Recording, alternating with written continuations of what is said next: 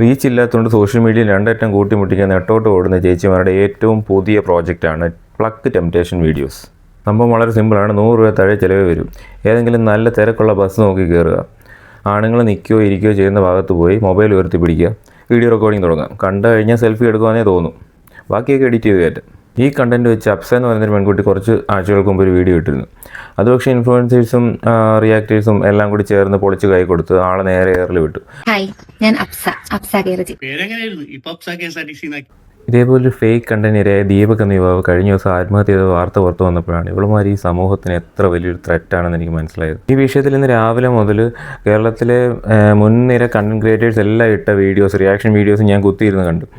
പക്ഷേ അവരെല്ലാം ആ പെൺകുട്ടി ചെയ്ത ആ ഒരു ക്രൈമിനോടുള്ള ഒരു ഫ്രസ്ട്രേഷൻ കൊണ്ടിട്ടേക്കുന്ന വീഡിയോ. പക്ഷേ അതിനകത്ത് മറ്റൊരാൾ, അതായത് അശ്വിൻ മാടപ്പള്ളി എന്ന പേരുള്ള ഒരാൾ ആ പെൺകുട്ടിയിട്ട വീഡിയോ എടുത്ത് പോസ്റ്റ്മോർട്ടം ചെയ്ത് അതിലെ ഓരോ സീൻസും എടുത്തിട്ട് അയാൾ ഇന്നസെൻ്റ് ആണെന്നുള്ളത് പ്രൂവ് ചെയ്യുന്നുണ്ട്. ഇവിടെ ഷെയർ ചെയ്ത ഒരു വീഡിയോ ഉണ്ടല്ലോ, അത് പകുതി സ്പീഡിലാണ് പ്ലേ ചെയ്യുന്നത്. അതായത് റിയൽ ലൈഫിൽ 2 സെക്കൻഡ് നിങ്ങൾക്ക് ആ വീഡിയോയിൽ 4 സെക്കൻഡ് ആയിട്ട് തോന്നും. അതിന്റെ യഥാർത്ഥ സ്പീഡ് കാണണമെങ്കിൽ നിങ്ങൾ ആ വീഡിയോ 2x പ്ലേ ചെയ്താൽ മതി. അപ്പോൾ ജസ്റ്റ് ഒരു 1-2 സെക്കൻഡിനുള്ളിൽ സംഭവിച്ചു പോകുന്ന കാര്യങ്ങളാണ് നമുക്ക് ആ വീഡിയോയിൽ കൂടുതലായിട്ട് തോന്നുന്നത്. എന്തായാലും ഇവിടെ ആദ്യം ഷെയർ ചെയ്ത വീഡിയോ ഉണ്ടായിരുന്നല്ലോ, ഈ ദീപക് എന്ന് പറയുന്ന വ്യക്തി ലെഫ്റ്റ് സൈഡിൽ നിൽക്കും, ഇവള് റൈറ്റ് സൈഡിലാണ് നിൽക്കുന്നത്. അതിനുശേഷമാണ് ഇവള് ലെഫ്റ്റ് സൈഡിലേക്ക് ദീപകിന്റെ അടുത്ത് പോയിട്ട് അയാളെ മനഃപൂർവ്വം മുട്ടാനൊക്കെ ശ്രമിക്കുന്നത്. അതൊക്കെ അവിടെ നിൽക്കട്ടെ. പക്ഷേ ആ വീഡിയോയിൽ ഒരു സാധനം പറഞ്ഞിട്ടുണ്ട്. അതായത് ഈ വ്യക്തിയുടെ കയ്യിൽ ഒരു ബാഗ് ഉണ്ട്. അത് ആ വീഡിയോയിൽ വളരെ വ്യക്തമാണല്ലോ അല്ലേ? ആർക്കും തർക്കമൊന്നുമില്ലല്ലോ. ഇനി രണ്ടാമത്തെ വീഡിയോ നമുക്ക് പരിശോധിക്കാം. അതായത് സ്ലോ മോഷനിൽ പ്ലേ ചെയ്ത വീഡിയോ ഉണ്ടല്ലോ, ഇവിടെ ടച്ച് ചെയ്യുന്നതായിട്ട് ഇവള് കാണിക്കുന്ന വീഡിയോ ഉണ്ടല്ലോ, അതിലാണ് ഞാൻ പറഞ്ഞ ആ ദൈവത്തിന്റെ കൈ പറഞ്ഞിട്ടുള്ളത്.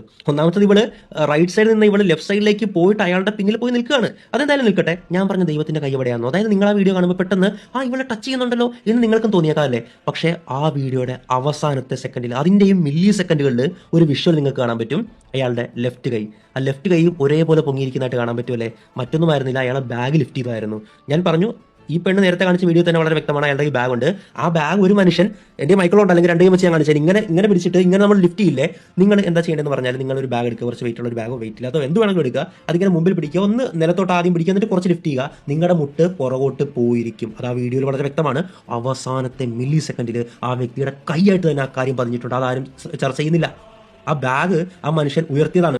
ഈ കഴിഞ്ഞ പഞ്ചായത്ത് ഇലക്ഷനിൽ അരീക്കോട് പഞ്ചായത്തിൽ മുസ്ലിം ലീഗിൻ്റെ സ്ഥാനാർത്ഥിയായിട്ട് ഒരു വാർഡിൽ മത്സരിച്ച ആളാണ് ഈ ഷംജിത.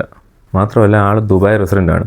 പിന്നെ നമ്മൾ ഈ വീഡിയോയിൽ കാണുന്ന ട്രഡീഷണൽ ഡ്രസ്സൊക്കെ ഇതുപോലുള്ള കുത്സിതം കാണിക്കാൻ പോയിട്ട് ഏതെങ്കിലും ഒരു സാഹചര്യത്തിൽ പിടിക്കപ്പെടുവാണെങ്കിൽ അവിടെ നൂരി പോരാനായിട്ടൊരു പ്രിവിലേജിന് വേണ്ടിയിട്ട് മാത്രം ഉപയോഗിക്കുന്നത്.